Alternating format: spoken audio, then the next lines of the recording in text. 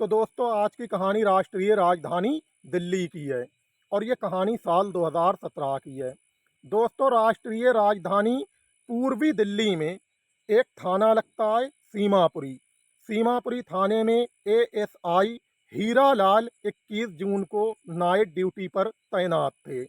21 जून की सुबह तकरीबन 6 बजे हीरा लाल को सूचना मिलती है कंट्रोल रूम से कि दिलशाद गार्डन के बी ब्लॉक में फ्लैट नंबर P13 में कुछ गड़बड़ हुआ है।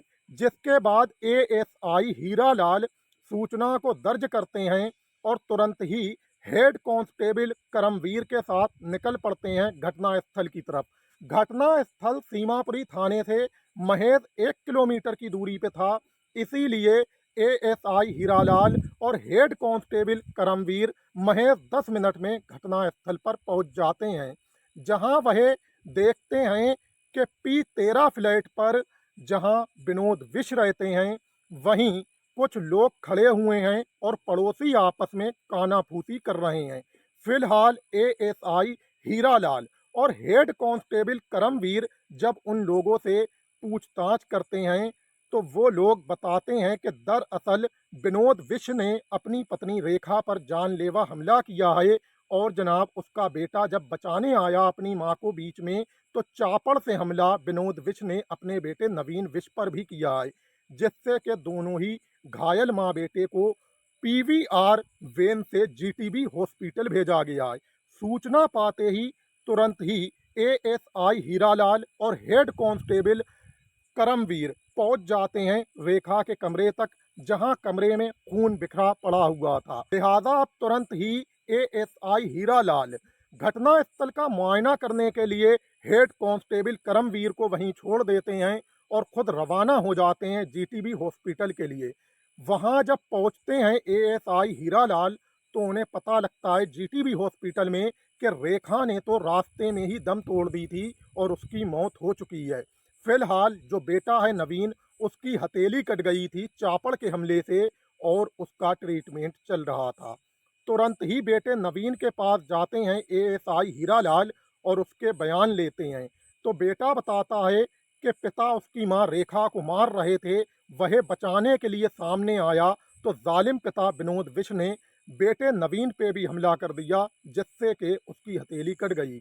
एएसआई हीरालाल ने तुरंत ही बेटे नवीन के बयानों को लिख लिया और दर्ज करने के बाद तुरंत ही सूचना दे दी थाना प्रभारी संजीव गौतम को, जिसके बाद थाना प्रभारी संजीव गौतम ने सूचना दी एसीपी हरेश वर्मी स्वामी को और वहीं डीसीपी नुपुर प्रसाद को। लिहाजा होता यह है कि इसके बाद जो थाना प्रभारी हैं संजीव गौतम, वो घटनास्थल के लिए रवाना होते हैं और वहां वो कुछ पूछताछ लोगों से कर ही रहे थे कि क्राइम इन्वेस्टिगेशन टीम और जनाब एसीपी हरेश वर्मी स्वामी और डीसीपी नुपुर प्रसाद पहुंच जाते हैं। लिहाजा क्राइम इन्वेस्टिगेशन टीम और एसीपी हरेश वर्मी स्वामी वहीं डीसीपी नुपुर प्रसाद मिलकर घटनास्थल का मुआयना करते हैं और घटनास्थल का मुआयना करने के बाद और वहां से कुछ सबूत इकट्ठा करने के बाद पहुंचते हैं सीधे जीटीबी अस्पताल,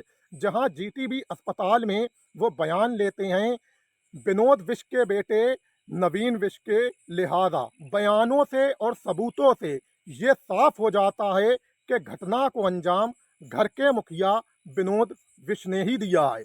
लिहाजा फौरन ही हत्या की धारा 302 और धारा 124 के अंतर्गत विनोद विश पे मुकदमा दर्ज कर लिया जाता है। अब एसीपी हरेश वर्मी स्वामी के निर्देश में डीसीपी नुपुर प्रसाद एक टीम गठित करते हैं विनोद को गिरफ्तार करने के लिए और ये टीम गठित की जाती है सीमापुरी थाने और स्पेशल स्टाफ के कुछ लोगों को मिलाकर। फिलहाल टीम गठित हो जाती है तो अब विनोद को गिरफ्तार करने के लिए पूछताछ की जाती है विनोद के भाई मदन विश से। मदन को बुलाया जाता है थाने और फिर पूछा जाता है कि आखिर विनोद कहाँ मिलेगा। तो उसके कुछ करीबी दोस्त और रिश्तेदारों के बारे में पूछा जाता है, उसके ऐसे स्थानों के बारे में पूछा जाता है जहां वो मौजूद हो सकता है। तो मदन विश बताता है कि दरअसल जो विनोद है ये बॉडी गढ़वाल अपने पैतृक घर पे जा सकता है उत्तराखंड में। लिहाजा फौरन ही जो अतिरिक्त थाना प्रभारी हैं वो पुलिस के जवानों को बस अड्डों और रेलवे स्टेशनों पर तैनात करते हैं, लेकिन पुलिस के जवान खाली लौट आते हैं। बस अड्डे या स्टेशनों से कहीं से भी गिरफ्तार नहीं होता है विनोद विश। फिलहाल अब अतिरिक्त थाना प्रभारी जेके सिंह अपने मुखबरों को तुरंत ही एक्टिव कर देते हैं। मुखबर द्वारा मिली सूचना के आधार पे अतिरिक्त थाना प्रभारी जेके सिंह अपनी पुलिस टीम के साथ दिलशाद गार्डन के बी ब्लॉक में B13 फ्लैट के पास पहुंच जाते हैं, जहां विनोद विश रहा करता था। दोस्तों, अब अतिरिक्त थाना प्रभारी जेके सिंह अपनी पुलिस टीम के साथ वहां पे होते हैं। तभी पुलिस को कोई व्यक्ति सूचना देता है कि पार्क के पास एक व्यक्ति छुपा बैठा हुआ है। दोस्तों, तभी अतिरिक्त थाना प्रभारी जेके सिंह की पुलिस टीम पार्क को चारों तरफ से घेरती है और उस व्यक्ति को अपनी हिरासत में ले लेती है। उसकी पीठ पर एक पिट्ठू बैग था। जब उस बैग की तलाशी ली जाती है तो उसमें से खून में सनी एक शर्ट और चापड़ बरामद होता है। वो कोई और नहीं, खुद विनोद विश ही था। लिहाजा विनोद विश को पुलिस थाने लेके आती है और जब उससे पूछताछ की जाती है तो हत्या का खुलासा कुछ इस तरह से होता है। दोस्तों, 30 साल से विनोद विश दिलशाद गार्डन के बी ब्लॉक में ही अपने पूरे परिवार के साथ रह रहा था। उसके परिवार में उसकी मां शकुंतला, पिता सतीश विश, वहीं उसकी पत्नी रेखा और 2 बेटे थे। इसके अलावा उसका भाई मदन और उसकी पत्नी कुसुम पास ही में पड़ोस में रहा करते थे। फिलहाल जो बड़ा बेटा है विनोद विश का, नवीन विश, वो पढ़ने लिखने में होशियार था और उसने अच्छे अंकों से अभी हाई स्कूल को पास किया था। छोटा बेटा जो था उसे रोज रेखा छोड़ने जाया करती थी स्कूल, जहां और भी बच्चों के माता पिता आया करते थे अपने अपने बच्चों को छोड़ने। विकास नाम का एक व्यक्ति भी अपने बेटे को छोड़ने स्कूल आता था। लिहाजा उसकी नज़र रेखा पे पड़ती है तो रेखा को वह देखता ही रह जाता है और निहारने लगता है। फिलहाल आपको बता दें कि वैसे तो उम्र रेखा की 36 साल थी, लेकिन स्टाइलिस्ट लाइफ और डिजाइनिंग कपड़े पहनने की वजह से रेखा की उम्र बस लगती थी 25 ही साल। रेखा खूबसूरत नौजवान थी। जब विकास देखता है तो विकास उसे देखता ही रह जाता है और छुप छुप के उसे ताड़ने लगता है। इस बात का एहसास रेखा को भी हो जाता है, लेकिन रेखा शुरू में तो विकास पे कोई ध्यान नहीं देती है। फिलहाल फिर रेखा भी उसकी तरफ देखने लगती है और रेखा यह गौर किया करती थी कि विकास उसे छुप छुप के ताड़ता है, तो उसे अजीब सा लगता था और अच्छा भी लगा करता था। कुछ समय के बाद रेखा और विकास में बातचीत होती है। लिहाजा ये दोनों करीब आ जाते हैं और इनका रिश्ता शुरू हो जाता है। अब ये दोनों मोबाइल से भी बातचीत करने लगते हैं। दोस्तों, इस बीच जब भी टेंशन में होती थी रेखा, तो रेखा विकास से ही फ़ोन पर बातचीत करके अपने मन को हल्का कर लिया करती थी। लेकिन उसका जो ध्यान था अपने पति विनोद विश की तरफ से हटता जा रहा था। विनोद विश जो कि कृष्णा नगर के गुरमीत टेंट हाउस में मैनेजरी की जॉब किया करता था, ज़्यादातर उसकी नाइट ड्यूटी लगा करती थी। लेकिन पत्नी रेखा ने जब विनोद विश की तरफ ध्यान देना कम किया तो विनोद विश को ये आहट हो गई कि शायद पत्नी रेखा के जीवन में कोई और आ गया है। अब विनोद विश ने अपनी पत्नी रेखा के मोबाइल पे ध्यान रखना शुरू किया और जनाब निगरानी करना शुरू कर दी। जब भी कोई फ़ोन कॉल आती तो वह अपनी पत्नी रेखा से पूछता और इस बारे में दलीलें करता था। दोस्तों, एक दिन ऐसा होता है कि जनाब रेखा अपने छोटे बेटे को स्कूल छोड़ने गई थी। तभी रास्ते में उसे मिल जाता है विकास। विकास से वह बातचीत करने लगती है। इसी बीच फ़ोन कॉल आती है विनोद विश की। विनोद विश के फ़ोन को वह रिसीव कर लेती है और दोनों से बात एक साथ करती रहती है। लिहाजा विनोद विश जो है समझ जाता है कि रेखा किसी से बातचीत कर रही है। वह उसकी बातों को रिकॉर्ड भी कर लेता है।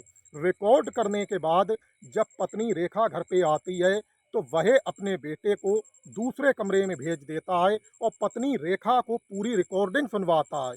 जिसके बाद पत्नी रेखा दंग रह जाती है और सोच में पड़ जाती है, क्योंकि रिकॉर्डिंग में कुछ ऐसी बातें थीं कि एक महिला अपने पति या फिर बॉयफ्रेंड से ही कर सकती थी। लिहाजा जब दंग रह जाती है तो उसके बाद विनोद विश्व अपनी पत्नी रेखा को पीटता है और फिर उसका फ़ोन ले लेता है और फ़ोन लेने के बाद सिम बदल देता है और नया नंबर उसी दिन रात को शाम के समय दिला देता है और कहता है कि अब विकास से ना बात होना चाहिए और ना ही ये नंबर विकास तक पहुंचना चाहिए।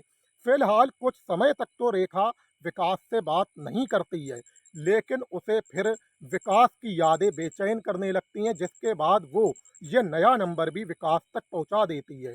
अब विनोद जो है अपनी पत्नी पे नज़र तो रखे था, लेकिन उसे ये नहीं पता था कि रेखा ने ये भी नंबर विकास को दे दिया है। अब बातचीत रेखा और विकास के बीच फिर से शुरू हो चुकी थी, लिहाजा कब तक इसे छुपाया जा सकता था। फिर से आहट हो जाती है विनोद विश्व को कि शायद बातचीत हो रही है। रेखा जो है लगातार उससे बातचीत में बनी हुई थी और विनोद को कोई पॉइंट तो नहीं मिल रहा था, ना ही कोई इनपुट मिल रहा था, लेकिन शक पूरा बना हुआ था। होता यह है कि 20 जून को सप्ताह का बाजार लगता है दिलशाद गार्डन में।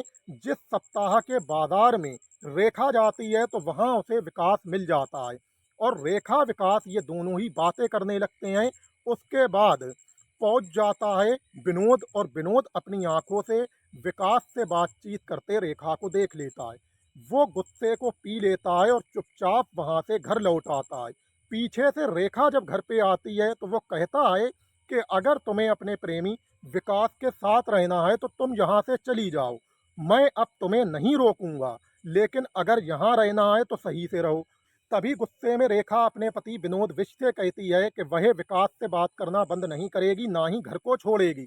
उसके मन में जैसा आएगा वो वैसा ही करेगी। इस बात पर गुस्सा तो विनोद को बहुत आता है, लेकिन वो गुस्से को पी जाता है और फिर शाम के समय में चला जाता है कृष्णा नगर गुरमीत टेंट हाउस में अपनी मैनेजरी की जॉब पर और ड्यूटी पे जाके लग जाता है, क्योंकि नाइट की ड्यूटी थी किसकी, विनोद विश्व की। लिहाजा अब वहां जाके विनोद विश्व पूरी रात शराब पीता रहता है और फिर एक प्लान बनाता है और फिर बाजार से वह एक चापड़ ले आता है।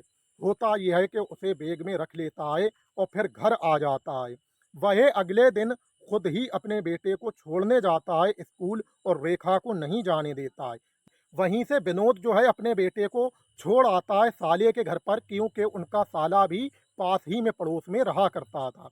लिहाजा वह घर आ जाता है। रेखा ध्यान नहीं देती है कि छोटे बेटे को वो छोड़ आया है साले के घर।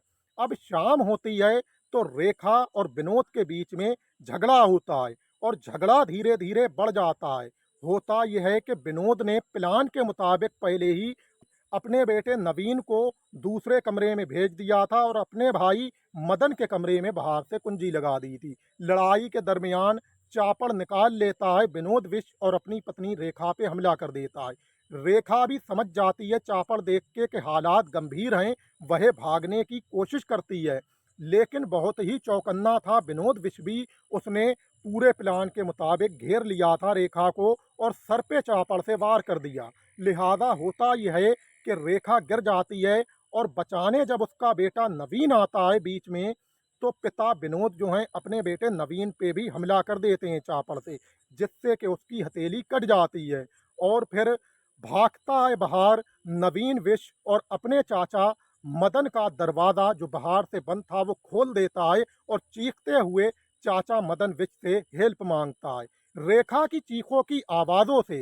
लोग इकट्ठा हो जाते हैं। खुद को घिरता देखते हुए विनोद विश्व वहां से भाग निकलता है और पहुंच जाता है सीधा आनंद विहार। आनंद विहार के पब्लिक टॉयलेट में ये शर्ट बदल लेता है और खून के सने शर्ट को यह पिट्टू बैग में रख लेता है। पूरा दिन ये बिता देता है कौशाम्बी में। शाम होने पर इसे अपने घायल बेटे नवीन की चिंता होती है, तो यह अपने बेटे के मारे घर की तरफ आता है। लेकिन दोस्तों, अतिरिक्त थाना प्रभारी जेके सिंह की पुलिस टीम घर पहुंचने से पहले ही पार्क के पास ही दबोच लेती है विनोद विश्व को और दबोचने के बाद पार्क के पास से अतिरिक्त थाना प्रभारी जेके सिंह की पुलिस टीम थाने लेके आ जाती है। जब हत्या का पूरा जुर्म कबूल करता है विनोद विश्व, तो वो बताता है कि दरअसल वह घर इसलिए जा रहा था कि अपने बेटे नवीन के भी हालातों का पता कर सकेगा और फिर अपने कपड़े और नकदी लेकर बॉडी गड़गांव उत्तराखंड अपने पैतृक घर भाग जाना चाहता था। लेकिन घर भागने से पहले ही अतिरिक्त थाना प्रभारी जेके सिंह की पुलिस टीम ने उसे दबोच लिया और फिर सभी पूछताछ के बाद उसे कड़कड़डूमा अदालत में पेश कर दिया। वहां से उसे अदालत ने हिरासत में भेज दिया। तो ये थी पूरी कहानी विनोद विश और रेखा की, किस तरह से विनोद विश ने अपनी पत्नी रेखा का कत्ल कर दिया और फिर वो अतिरिक्त थाना प्रभारी जेके सिंह की पुलिस टीम के हाथों पकड़ा गया। लिहाजा पूरी कहानी विनोद विश और रेखा की आपके सामने रख चुका हूँ। कहानी अच्छी लगी हो तो लाइक करना, सब्सक्राइब करना, हो सके तो दोस्तों में शेयर भी कर देना। फिलहाल दोस्तों, अब आप लोग ये सोच रहे होंगे कि आखिर कहानी सुनकर हमारा क्या फ़ायदा हुआ। तो आपको आपके फ़ायदे के बारे में ज़रूर बताता चलूँगा, हर कहानी में बताता चलूँगा कि गुलजार खान यूट्यूब चैनल के माध्यम से जो सच्ची घटनाओं कहानियाँ आप लोगों के सामने लेकर आता हूँ, वो इसलिए लेकर आता हूँ कि गुलजार खान यूट्यूब चैनल के माध्यम से आप लोग सच्ची घटनाओं कहानियाँ सुनो और फिर क्राइम से 2 कदम दूर रहो। क्योंकि अपराधी कितना भी शातिर क्यों ना हो, वो एक दिन पकड़ा जाता है। आप लोग पढ़ो लिखो, अच्छे इंसान बनो, इंजीनियर बनो, डॉक्टर बनो, साइंटिस्ट बनो और साइंटिस्ट बन के अपने प्यारे देश भारत के लिए अच्छी अच्छी मिसाइलें बनाओ, अच्छे अच्छे फाइटर जेट बनाओ, अच्छे अच्छे डिफेंस सिस्टम बनाओ, ताकि हमारा प्यारा देश भारत आगे चल के चीन जैसे खतरनाक दुश्मन का सामना कर सके। यही गुलजार खान यूट्यूब चैनल के माध्यम से देश के नौजवानों को सच्ची घटनाओं कहानियां सुनाने का मकसद है और यही गुलजार खान यूट्यूब चैनल की देश के नौजवानों को सीख है और यही गुलजार खान यूट्यूब चैनल की देश के नौजवानों को हिदायत। प्यारे दोस्तों, अगले ब्लॉग में आप लोगों से बहुत जल्द ही मिलूंगा इंशाअल्लाह। जब तक के लिए हमें दीजिए इजाज़त। खुश आमदीद।